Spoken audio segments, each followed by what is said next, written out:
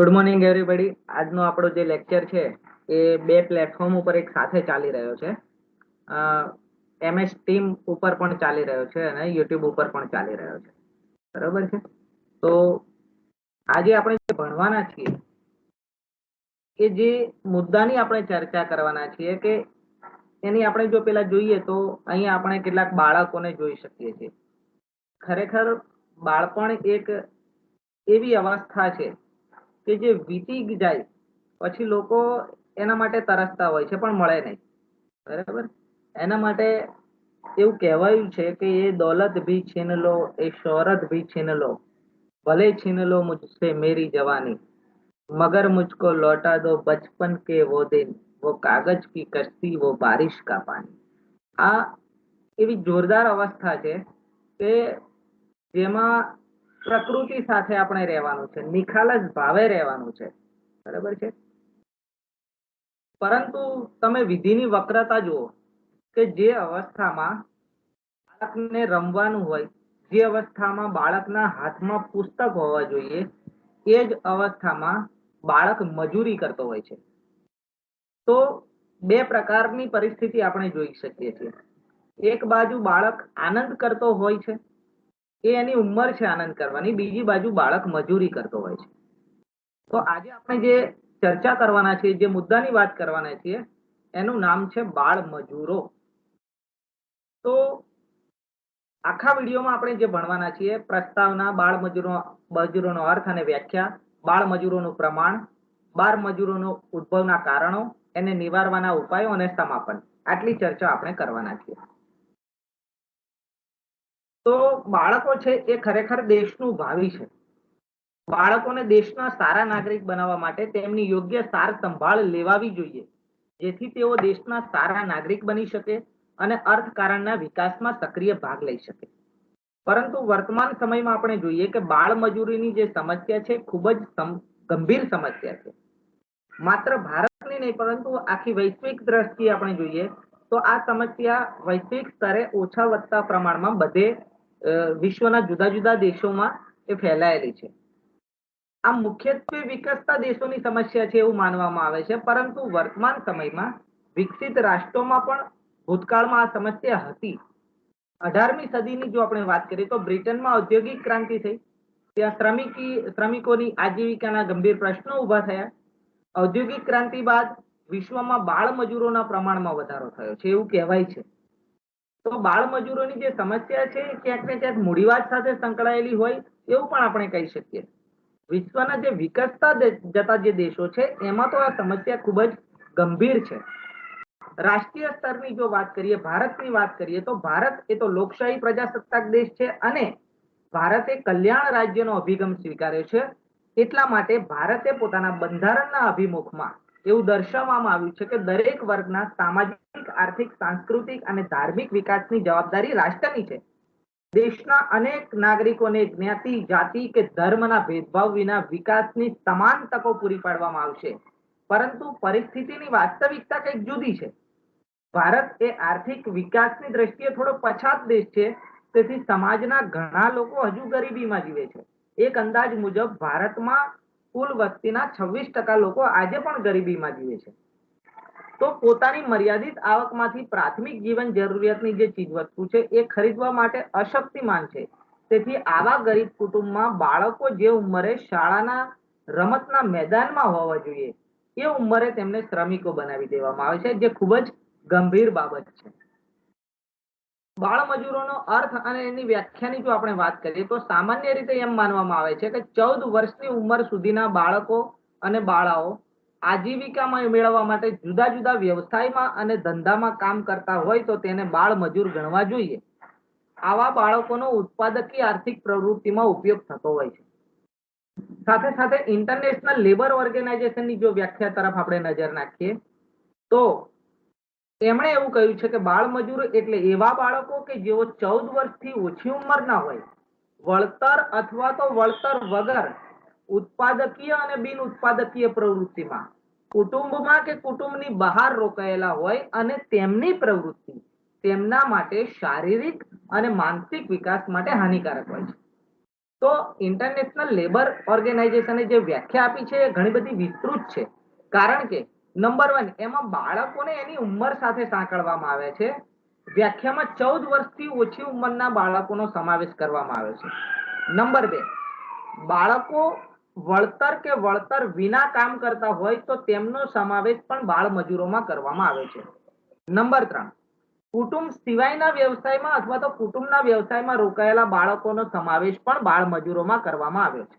અને નંબર 4, બાળ મજૂરો જે કામ કરે છે એ કામ એમના શારીરિક અને માનસિક વિકાસ ઉપર માઠી અસર ઉપજાવે છે. તેથી બાળકો અને ભાવિ સમાજ માટે આ જે પરિસ્થિતિ છે પરિસ્થિતિ ખૂબ જ ગંભીર છે અને ખૂબ જ નુકસાનકારક છે એવું આપણે કહી શકીએ. હવે આ બાળ મજૂરોનું જે પ્રમાણ છે એના ઉપર જો આપણે ચર્ચા કરીએ તો વૈશ્વિક સ્તરે ઇન્ટરનેશનલ લેબર ઓર્ગેનાઇઝેશનના મતે એમની જે વર્ષ 2003ની જે એમણે જે મોજણી કરી એમાં વિશ્વમાં 14 વર્ષથી નીચેની વયના બાળ મજૂરોની સંખ્યા 226 મિલિયન હતી. તેમાંથી 180 મિલિયન બાળ મજૂરો જોખમી ધંધામાં કામ કરે છે એવો અંદાજ છે. આ જોખમી ધંધામાં રોકાયેલા બાળકો માટે શારીરિક જોખમ વધારે હોય છે. આંકડાકીય અંદાજ જો થોડો વધારે માની લઈએ તો પણ બાળ મજૂરીની જે સમસ્યા છે એ વિશ્વમાં એટલી બધી ગંભીર છે કે આ સમસ્યાની સામે આપણે આંખ મીચામણા કરી શકીએ એવી પરિસ્થિતિ નથી. રાષ્ટ્રીય સ્તરે જો ભારતની વાત કરીએ તો ભારત એ વિશ્વમાં વધારે બાળ મજૂરો ધરાવતા દેશોમાંનો એક દેશ છે. સંયુક્ત રાષ્ટ્ર સંઘના જે બાળ ભંડોળનો જે આંકડા છે યુનિસેફના અંદાજ મુજબ ભારતમાં 5 થી 14 વર્ષની વય જૂથના 35 મિલિયન બાળકો છે, બાળ મજૂરો છે, જે કુલ બાળ મજૂરોના 14% છે એવો અંદાજ છે. અન્ય બિન સત્તાવાર આંકડાની જો આપણે વાત કરીએ તો ભારતમાં 5 થી 14 વર્ષની વય જૂથના 60 થી 125 મિલિયન બાળ મજૂરો હોવાનો અંદાજ છે. ભારતની 2001ની વસ્તી ગણતરી મુજબ ભારતમાં 12.5 મિલિયન બાળ મજૂરો છે, જે 5 થી 14 વર્ષની વય જૂથના બાળકોના 5% છે. હવે આ બાળ મજૂરોના જે આંકડાઓ છે એ આંકડાઓ ચોક્કસ નથી, એના માટેના પણ ઘણા બધા કારણો છે. નંબર 1, બાળકોના જે વાલીઓ છે કે બાળકોને જે કામે રાખે છે એ ધંધાના માલિકો છે એ બાળ મજૂરોની ચોક્કસ આધારભૂત માહિતી નથી આપતા. નંબર 2, જે બાળકો શાળામાં નથી જતા એમની જો ગણતરી બાળ મજૂરોમાં કરી લેવામાં આવે તો ખૂબ જ આંકડો મોટો થઈ જાય. હવે એ બાળ મજૂરો હોય પણ શકે અને ન પણ હોઈ શકે. નંબર 3, ભારતમાં કુલ ઉત્પાદનમાં જે વધારો થયો છે એમાં આ બાળકોના શોષણનો પણ હિસ્સો છે. એ બાળકોએ કરેલું ઉત્પાદનનો પણ હિસ્સો છે. એટલે આ એક મોટો સામાજિક ખર્ચ ગણી શકાય જેની આપણે ઉપેક્ષા ન કરી શકીએ. અને બાળ મજૂરોની જે ચોક્કસ માહિતી છે એ માહિતી ખરેખર મેળવવી ખૂબ જ અઘરી છે અને ખૂબ જ મુશ્કેલ પણ છે. હવે વાત કરીએ કેટલાક બાળ મજૂરો બંધવા બાળ મજૂરો છે. તો બંધવા બાળ મજૂરો એટલે શું? તો ભારતમાં બંધવા કે વેઠિયા બાળ મજૂરોની સ્થિતિ ખૂબ જ દયાજનક છે. એક અંદાજ મુજબ કુલ બાળ મજૂરોના આંધ્રપ્રદેશમાં 21% અને કર્ણાટકમાં 10% અને તામિલનાડુમાં 8.7% બાળ મજૂરો છે. તો બંધવા બાળ મજૂર એટલે પહેલા તો શું કરીએ કે કોન્ટ્રાક્ટ કરી લીધો, 5 વર્ષ માટે તમારે ત્યાં જ કામ કરીશું. તો એવા કોન્ટ્રાક્ચ્યુઅલ જે બંધવા એટલે જેને બાંધી દીધેલા છે એવા બાળ મજૂરોને શરતોથી બાંધી દેવામાં આવે છે. તો બંધવા બાળ મજૂરો ક્યાં જોવા મળે છે? તો તમિલનાડુના શિવકાશી વિસ્તારમાં આવેલી ફટાકડા બનાવવાની ફેક્ટરીઓમાં, ઉત્તર પ્રદેશના મિર્ઝાપુરમાં આવેલી શેતરંજી બનાવવાના ઉદ્યોગમાં, રાજસ્થાનના જયપુરમાં આવેલી કાચની બંગડીઓના ઉદ્યોગમાં, ઉત્તર પ્રદેશની પિત્તળની વસ્તુઓ બનાવવાના ઉદ્યોગમાં, મુંબઈના હીરા ઉદ્યોગમાં, આ ઉપરાંત સ્વેટર, બાકસની સળીઓ, બીડી, ચાના બગીચામાં, કપાસ તથા શેરડીના વાવેતરમાં, આ બધા કાર્યોમાં બંધવા બાળ મજૂરો જોવા આપણને મળે છે. આ ઉપરાંત આપણે જોઈએ કે ચાની કીટલીઓ જેને કહે છે, ચાની દુકાનો, ટ્રેક્ટર, સ્કૂટર રિપેરિંગના ગેરેજ, સ્થાનિક સેવાઓ અને વ્યાપારી દેહ વ્યાપારની પ્રવૃત્તિમાં પણ બંધવા બાળ મજૂરો જોવા મળે છે. બરોબર છે. એક એવી વાત છે કે આ જે બંધવા બાળ મજૂરો છે જે ચાની કીટલી ઉપર કામ કરતા હોય, જેને આપણે છોટું તરીકે ઓળખીએ છીએ, એ છોટું એમના ઘરનો કોઈ મોટો માણસ એટલે કે કમાનાર વ્યક્તિ પણ હોઈ શકે. બરોબર છે. તો આમની જે પરિસ્થિતિ છે એ ખૂબ જ દયાજનક હોય છે. ક્યાં જોવા મળે છે, કેવી રીતે જોવા મળે છે કે જ્યાં દેવાની ચૂકવણી વસૂલ કરવામાં વેઠ પ્રથાથી બંધવા બાળ મજૂરો પાસે કામ લેવામાં આવે છે, તેના પરથી તેમની દયાજનક સ્થિતિનો ખ્યાલ આવી શકે. આ મજૂરોનું ખૂબ જ શોષણ થાય છે, તેમને નીચું વેતન આપવામાં આવે છે અને કલાકો સુધી કામ લેવામાં આવે છે, અને સાથે સાથે તેમને એવા જોખમી ધંધામાં પણ રોકવામાં આવે છે કે જે કામ એમને શારીરિક ખોડખાપણ કે અન્ય સમસ્યાઓનો ભોગ બનાવી શકે છે. માલિકો દ્વારા આ બંધવા બાળ મજૂરો ઉપર ઘણા બધા ત્રાસ ગુજારવાના કે આકરી સજા કરતા હોય એવા દાખલા પણ નોંધાયા છે. આવા હડધૂત બાળકોનું રક્ષણ કરનારા આ દેશમાં અનેક કાયદાઓ હોવા છતાં તેમને શોષણનો ભોગ બનતા આજ સુધી કોઈ અટકાવી શકતું નથી. હવે વાત કરીએ કે આ બાળ મજૂરોની જે સમસ્યા છે એ સમસ્યા કેમ ઉદ્ભવે છે. એનું પહેલું કારણ છે ગરીબી અને બેકારીનું ઊંચું પ્રમાણ. ગરીબીને બાળ મજૂરોનું મૂળ કારણ માનવામાં આવે છે, કારણ કે ગરીબ કુટુંબમાં બાળકો એ આવક સર્જન વધારવાનું એક સાધન ગણાય છે. ઓછા આવક વાળા ગરીબ મા બાપ તેમના બાળકોને મજૂરી મોકલવા માટે ફરજ પાડે છે, પરંતુ જો વાસ્તવમાં બાળ મજૂરો અંગેના કાયદાનો અસરકારક અમલ કરવામાં આવે તો બાળ મજૂરોને સ્થાને પુસ્તકો ઉંમરના બાળકો શ્રમિકોને રોકવાની પુખ્ત ઉંમરના બાળકોના શ્રમિકોને રોકવાની ફરજ પડે અને તેમના વેતન દર ઊંચા લઈ જવાની ફરજ પડે. તેથી ગરીબોની આવક વધે અને તેઓને આર્થિક સ્થિતિ સુધારતા બાળ મજૂરીની પ્રમાણ ઘટાડી શકાય છે. બરાબર છે. ભારતના જે 4 રાજ્યોની વાત કરીએ તો આંધ્રપ્રદેશ, કર્ણાટક, મહારાષ્ટ્ર અને તામિલનાડુ આ ગરીબ રાજ્યો ન હોવા છતાં પણ ત્યાં બાળ મજૂરો જોવા મળે છે. એટલે ગરીબીને બાળ મજૂરોની સમસ્યા સાથે સંબંધ છે, પણ ગરીબી એકમાત્ર કારણ છે એવું આપણે ન કહી શકીએ. હવે વાત કરીએ શહેરીકરણ. તો એક બાજુ ગામડામાં ખેતી ક્ષેત્ર પાયમાલ, બીજી બાજુ અંગ્રેજોની આર્થિક નીતિથી ગામડાઓ પાયમાલ, નાના ઉદ્યોગો પાયમાલ, ગૃહ ઉદ્યોગો પાયમાલ, જે હસ્ત ઉદ્યોગો છે એ પાયમાલ. એટલે લોકો રોજગારી મેળવવા માટે શહેરોમાં આવ્યા. તો શહેરોમાં જે સ્થળાંતરિત કરીને આવ્યા એ લોકોને વસવાટ અને રોજગારીના પ્રશ્નો ઉદ્ભવ્યા. શહેરનું જીવન ધોરણ છે એના લીધે ઘરમાં એક વ્યક્તિ જો કામ કરતો હશે તો એના પગારથી કે એની આવકથી ભરણ પોષણ ન થઈ શકે, એટલે કુટુંબના સભ્યોની સાથે સાથે બાળક ઉદ્યોગોમાં કે પરચુરણ ધંધા કે ઘરકામમાં મજૂરી કરવાની ફરજ પડે.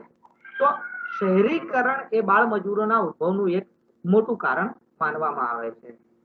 આ બાળ મજૂરો જે છે એ પ્રામાણિક જોવા મળે છે, તો પ્રામાણિકતા જે છે એમના માટે સજારૂપ સાબિત થાય છે. ધારો કે પુખ્ત વયના વ્યક્તિને આપણે ઘરકામ માટે રાખીએ તો એ જેટલો પ્રામાણિક છે એના કરતા બાળક વધારે પ્રામાણિક છે. તો મોટો વ્યક્તિ જો કામ કરશે તો ઘરમાં ચોરી કરશે અથવા તો બીજું કઈ ગફલું કરશે, પરંતુ બાળકો તો એકદમ પ્રામાણિક છે, નિખાલસ છે, વફાદાર છે, કર્મઠ છે. તો એમનો જે પ્રામાણિકતાનો ગુણ છે એને લીધે પણ લોકો એને જે માલિકો છે એ નાની ઉંમરના બાળકોને ઘરકામ માટે રાખવા માટે પ્રોત્સાહિત થાય છે. વળી જે બાળકો છે એ માલિકોના નફામાં એ રીતે વધારો કરે છે કે વેતન ઓછું લે છે, કામ વધારે આપે છે. વળી અન્યાય સામે સંગઠિત થતા નથી અને વેતન વધારાની માંગણી પણ કરતા નથી.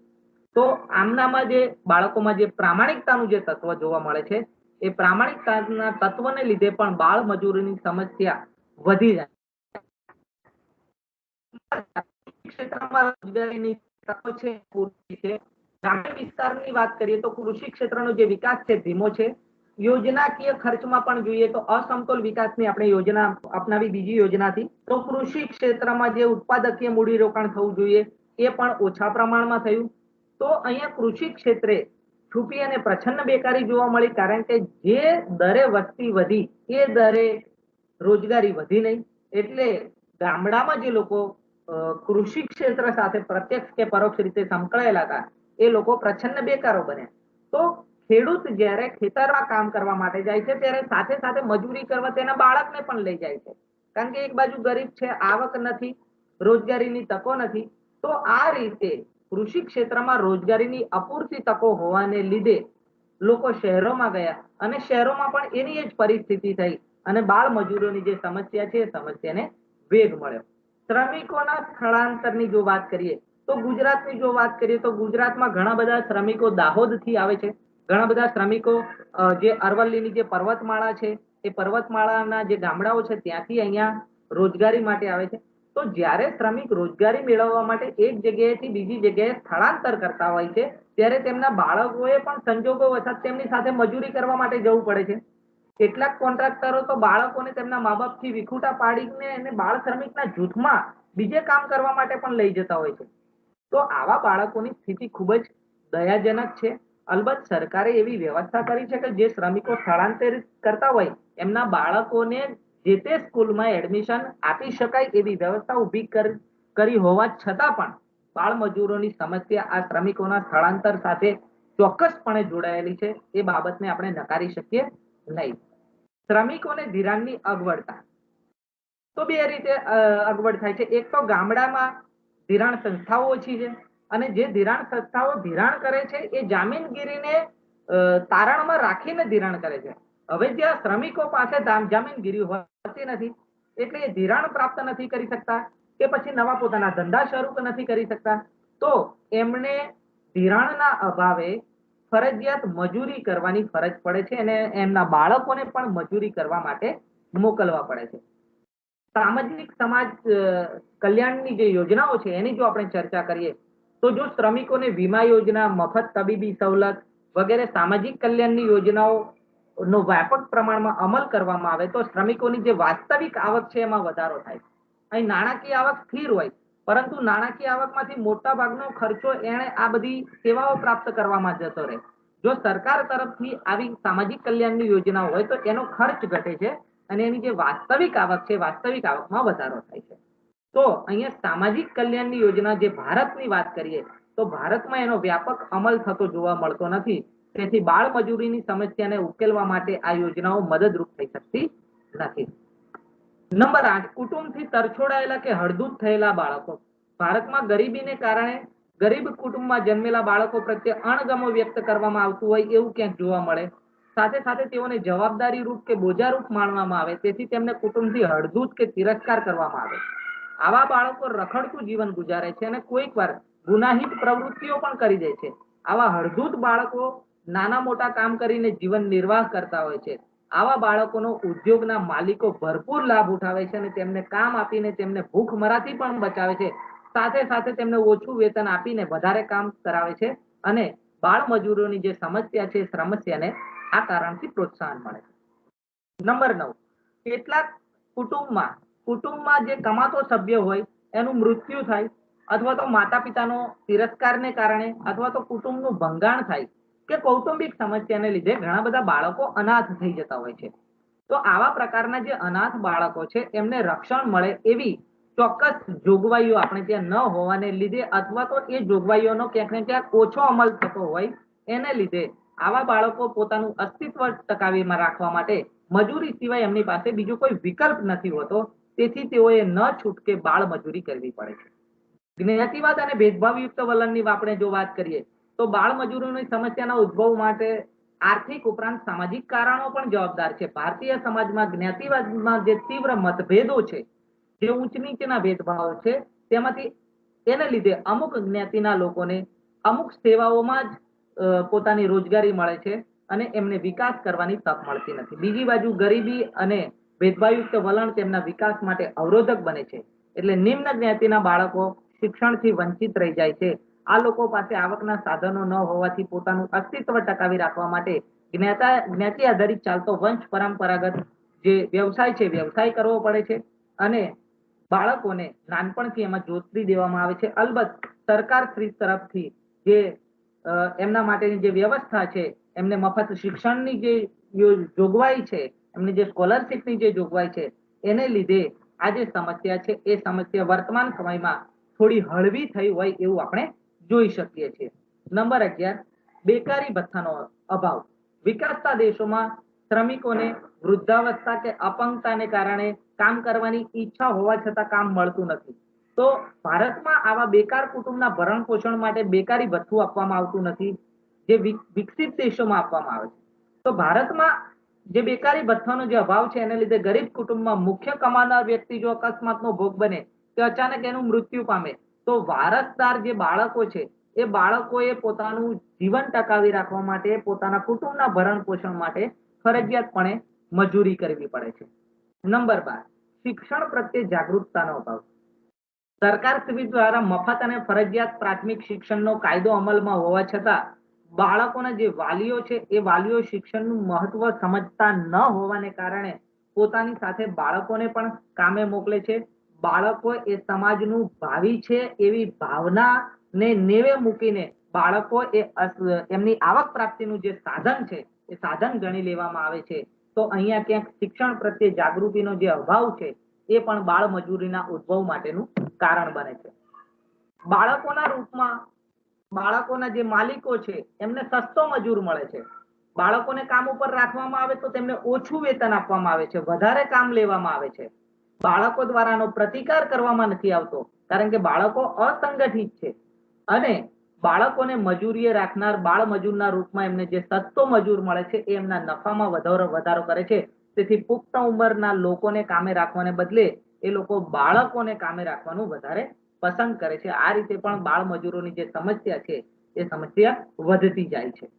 નંબર 14, એનજીઓ અને સરકાર વચ્ચે ક્યાંક ને ક્યાંક સૂત્રતાની કમી. જે એનજીઓ ચાલે છે, જે બિન સરકારી સંગઠનો છે, એ સંગઠનો સામાજિક સમસ્યાઓ સામે ક્યાંક ને ક્યાંક લડતા હોય એવું જોવા મળે છે. તો દેશમાં સામાજિક સુધારાને લગતી જે પ્રવૃત્તિઓ કરતી અનેક એનજીઓ હોવા છતાં કેમ બાળ મજૂરોના પ્રશ્ને અવાજ નથી ઉઠાવવામાં આવતો એ પણ એક સમસ્યા છે. ક્યાંક સરકાર અને એનજીઓ વચ્ચે સંકલનનો અભાવ હોય એવું પણ આપણને જોવા મળે છે. દોષીઓને કડક સજાનો અભાવ. એક તરફ દેશમાં બાળ મજૂરોને લગતી ફરિયાદો ઓછી થાય છે, બીજી બાજુ જે ફરિયાદો થાય છે તેમાં જે કસૂરવાર ઠરે છે એને મામૂલી રકમનો દંડ કે ઓછી જેલની સજા ભોગવીને મુક્ત કરી દેવામાં આવે છે.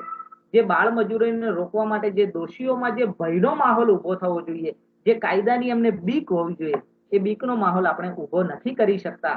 માટે પણ એવા લોકોને બાળ મજૂરો વધારે રાખવા અથવા તો બાળ મજૂરોની જે સમસ્યા છે એ સમસ્યાને પ્રોત્સાહનજનક જે વાતાવરણ ઊભું કરવા માટેનો જે એમને જે મદદ અથવા તો પ્રોત્સાહન મળી રહે છે એ ક્યાંક ને ક્યાંક જવાબદાર છે. કાયદાની બિન અસરકારકતા. ભારતમાં બાળ મજૂરો અટકાવવા માટે કેન્દ્ર અને રાજ્ય સરકાર દ્વારા વિવિધ કાયદા ઘડવામાં આવે છે, પરંતુ આ કાયદાની છટકબારીને લીધે ઉદ્યોગોના જે માલિકો છે એનો વિશેષ લાભ ઉઠાવે છે. વળી વહીવટી તંત્ર દ્વારા પણ કાયદાના અમલ માટે ઓછી દેખરેખ રાખવામાં આવે છે. માનવ હક પંચે કેટલાક રાજ્યોનું સર્વેક્ષણ કર્યું, તે મુજબ આ કાયદાઓ કાગળ ઉપર જ રહે. હવે આ કાયદાઓ કેમ કાગળ ઉપર રહે છે અથવા તો એનો અમલ કેમ ઓછો થાય છે, એના બે કારણો છે. નંબર 1, ભ્રષ્ટાચાર. ક્યાંક ને ક્યાંક કાયદાનો અમલ કરનાર જે અધિકારીઓ છે એ ભ્રષ્ટાચારી હોય અથવા તો સામાજિક દયા. તો જો કાયદાનો કડક અમલ કરવામાં આવે તો આ બાળ મજૂરોને બાળ મજૂરીમાંથી મુક્તિ અપાવવામાં આવે તો બાળ મજૂરો પોતાનું જીવન કેવી રીતે ગુજારશે અને એમના કુટુંબનું શું થશે, એ પ્રકારની એક સામાજિક દયા છે. એ દયા પણ કાયદાની બિન અસરકારકતા માટે ક્યાંક ને ક્યાંક જવાબદાર બને છે. હવે વાત કરીશું ભારતમાં બાળ મજૂરીની સમસ્યાના ઉકેલ માટે લેવાયેલ પગલાં. અત્યાર સુધી આપણે જે બાળ મજૂરીના ઉદ્ભવના 12 કારણોની વાત કરી. ક્યાંક ને ક્યાંક તમારી કોઈ એક બુકમાં તમને ન મળી શકે. આજે લેક્ચર છે એમાં ઘણી બધી બુકોનું સંકલન કરીને એમાંથી મટીરિયલ ભેગું કરવામાં આવ્યું છે, તો તમે આને લખી લેજો. બરોબર. હવે વાત કરીશું બાળ મજૂરીની સમસ્યા ઉકેલવા માટેના જે પગલાં લેવાયેલા છે. તો ભારતમાં બંધારણમાં કેટલી જોગવાઈ કરવામાં આવી છે, સાથે સાથે કાયદાકીય પણ જોગવાઈ છે. બરોબર. તો આ બંને જોગવાઈની જો આપણે ચર્ચા કરીએ તો સૌ પ્રથમ કાયદાકીય જોગવાઈની વાત કરીએ તો ઘણા બધા કાયદાઓ ઘડવામાં આવે છે. 1933માં બાળ મજૂરોને ગીરવે મૂકવા અંગે મનાઈ ફરમાવતો કાયદો ઘડ્યો. 1938માં બાળકોના રોજગારી અંગેનો કાયદો ઘડાયો. 1948 ફેક્ટરી એક્ટમાં પણ બાળકોને કામે ન રાખવા અથવા તો કેવી રીતે કામે રાખવા એની જોગવાઈ છે. 1948માં જે લઘુત્તમ વેતન ધારાનો કાયદો છે એમાં લોકોને જે ઓછું વેતન મળે તો એની સામે જે શિક્ષાત્મક પગલાં ભરી શકાય એની વાત છે. 1951માં બગીચા ઉદ્યોગમાં બાળ મજૂરી અંગેનો કાયદો ઘડાયો. 1951માં ફરી માલવાહક સ્ટીમરોમાં બાળ મજૂરી અંગેનો કાયદો ઘડાયો. 1952માં ખાણોમાં બાળ મજૂરી અંગેનો કાયદો ઘડાયો. 1961માં મોટર વ્યવહાર કામગીરીનો કાયદો ઘડાયો. 1961માં બીજો એક એપ્રેન્ટિસ એક્ટ ઘડવામાં આવ્યો. 1966માં બીડી સિગારેટ ઉદ્યોગમાં રોજગારીની શરતો અંગેનો કાયદો ઘડવામાં આવ્યો. 1976માં વેઠ મજૂરોની નાબૂદીનો કાયદો ઘડવામાં આવ્યો.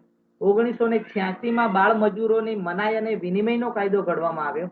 1993માં જે જૂન 26ના રોજ જાહેર થયેલ નોટિફિકેશન અંગે બાળ મજૂરોને મનાઈ ફરમાવવામાં આવી. વર્ષ 2000માં કિશોરોના ન્યાય અંગેનો કાયદો ઘડવામાં આવ્યો અને 10 જૂન 2006 નું 14 વર્ષથી નીચેના બાળમજૂરો ઉપર પ્રતિનિધિ જે મુક્તની જે નોટિફિકેશન છે એ નોટિફિકેશન પણ ઘડવામાં આવ્યું. બંધારણીય જોગવાઈની વાત કરવામાં આવે તો બંધારણમાં કલમ નંબર 24 મુજબ કારખાનાના સ્થળે બાળકોની રોજગારી સામે પ્રતિબંધ મૂકવામાં આવ્યો છે. કલમ 39 મુજબ શ્રમિકોનું સ્વાસ્થ્ય સચવાય, બાળકોને કાચી ઉંમરે સ્વાસ્થ્ય પ્રતિકૂળ કામ માટે ફરજ ન પાડી શકાય અને બાળકોને શોષણ સામે રક્ષણ મેળવવાની જોગવાઈ કરવામાં આવી છે. બંધારણની કલમ 45 મુજબ ભારતમાં બંધારણ લાગુ પડ્યાના 10 વર્ષમાં 19 વર્ષની ઉંમરના બાળકોને મફત અને ફરજિયાત શિક્ષણ આપવાની જોગવાઈ કરવામાં આવી છે. બંધારણમાં બાળ મજૂરીની અલ્પતમ જે સમય મર્યાદા છે 14 વર્ષની રાખવામાં આવી છે. તો આ રીતે બંધારણમાં પણ ઘણી બધી જોગવાઈ કરવામાં આવે છે. હવે જે કાયદાઓ ઘડ્યા છે એ કેમ એનો અમલ નથી થતો તો એની વાત કરીએ તો કેન્દ્ર સરકાર તરફથી બાળ મજૂરોની જે સમસ્યા ઉકેલવા માટેના જે કાયદા ઘડવામાં આવે છે આ સમસ્યાના ઉકેલવા માટેની જવાબદારી સરકારના જુદા જુદા ખાતા વચ્ચે વહેંચાયેલી છે અને આ ખાતાઓ વચ્ચે સંકલન નથી. બાળ મજૂરીના જે કાયદા છે એ શ્રમ ખાતા દ્વારા બહાર પાડે છે. સ્ત્રી અને બાળકોની કલ્યાણની જે યોજનાઓ છે એ મહિલા અને બાળ કલ્યાણ ખાતા દ્વારા બહાર પાડવામાં આવે છે. જ્યારે આ બાળકોને શિક્ષણ આપવાની જવાબદારી છે માનવ સંસાધન ખાતા હસ્તક છે. પરંતુ શ્રમ ખાતું, મહિલા અને બાળ કલ્યાણ ખાતું અને માનવ સંસાધન ખાતું આ ત્રણેય ખાતા સાથે જો સંકલન ન હોય તો આ કાયદાઓ અમલમાં મૂકી શકાતા નથી અથવા તો એનો જે આપણે કડક અમલ જે છે એ અમલ કરવામાં મુશ્કેલી પડે છે. જો બાળ મજૂરોની નાબૂદી જ કરી દેવામાં આવે તો પણ કેટલાક પ્રશ્નો ઉદ્ભવે છે. નંબર 1, બાળકોના સારા ભવિષ્ય માટે પૂરતા પ્રમાણમાં બાળ કલ્યાણ સંસ્થા ઊભી કરી છે. જો સદંતર બાળ મજૂરોની નાબૂદી કરવામાં આવે તો જે બાળકો મજૂરી કરતા હતા એમની માટેની શું વ્યવસ્થા કરી છે, એમના પુનર્વસન માટે સરકારે શું નાણાંની વ્યવસ્થા કરી છે અને બાળકોની સલામતી માટે સરકારે શું વ્યવસ્થા કરી છે એ પણ એક મોટો સમસ્યા છે. ભારતમાં જે બાળ મજૂરો અંગેના જે સંશોધનો થયા એની જે ચિંતાજનક બાબતો છે એ આ મુજબ છે.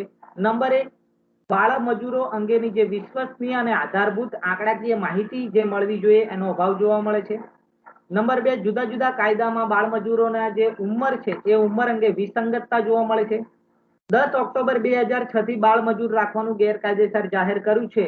આ ઉપરાંત ભૂતકાળમાં અનેક કાયદાઓ ઘડવામાં આવ્યા તેમ છતાં શ્રીમંતોના ઘરમાં બાળ મજૂરો ઘરકામ માટે રખાતો હોવા છતાં તેઓ સામે કોઈ દંડાત્મક પગલાં લેવામાં આવ્યા હોય એવું ક્યાંય જોવા મળતું નથી.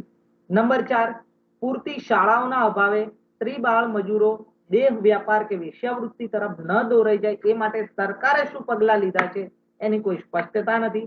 નંબર 5, ગરીબ કુટુંબની આવક ઘટે તો બાળકો ગુનાખોરી તરફ ન જોતરાઈ જાય એ માટે સરકારે શું કર્યું છે એ અંગે પણ સ્પષ્ટતા કરવી જોઈએ. નંબર 6, બાળ મજૂરોમાંથી મુક્તિ પામેલા બાળકોને શિક્ષણ આપવું પડે, તેમના પરિવારને જીવન નિર્વાહ ભથ્થું આપવું પડે તો આ માટે સરકારે શું પગલાં લીધા છે એની પણ જોગવાઈ કરવી પડે અને બાળ મજૂરીથી દૂર કરવાથી ગરીબ કુટુંબ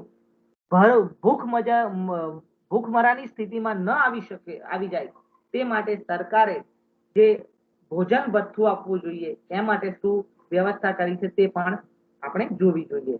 તો બાળ મજૂરોની સમસ્યા એક વૈશ્વિક સમસ્યા હોવા છતાં ભારતમાં આ સમસ્યા વધારે ગંભીર છે. તેના નકારાત્મક આર્થિક અને સામાજિક અસરો ભારત માટે હાનિકારક છે. બાળ મજૂરોની જે સમસ્યા છે તે આર્થિક વિકાસના ખાસ તબક્કાને કારણે ઉદ્ભવે છે એવું માનવાની બિલકુલ જરૂરી નથી. બાળ મજૂરી એ આર્થિક અને સામાજિક દ્રષ્ટિએ ઈચ્છનીય નથી જ. બાળ મજૂરી દૂર કરવા માટેની જે નીતિઓ જે ઘડે છે એ પવિત્ર ભાવનાથી નિષ્ઠાપૂર્વક તેના અમલ માટેના પ્રયાસો કરે. અન્ય દેશની જેમ ભારતમાં પણ લોક જાગૃતિ, લોક જુવાળ અને સામાજિક પગલાંની બિલકુલ જરૂર છે અને આ બધી સંપૂર્ણપણે દૂર કરવા માટે સરકાર ઉપરાંત ભારતના નાગરિકો સંયુક્ત રીતે તેમની સામાજિક જવાબદારી અદા કરે એ પણ ઈચ્છનીય છે. તો આ સાથે બાળ મજૂરો નામની જે સમસ્યાઓ જે આર્થિક નિબંધ છે એ નિબંધ અહીંયા આપણે એનો જે લેક્ચર છે એ લેક્ચર તમને સમજાવવાનો પ્રયત્ન કર્યો છે. આશા રાખીએ કે બધાને આમાં ખૂબ સારી સમજણ પડી હશે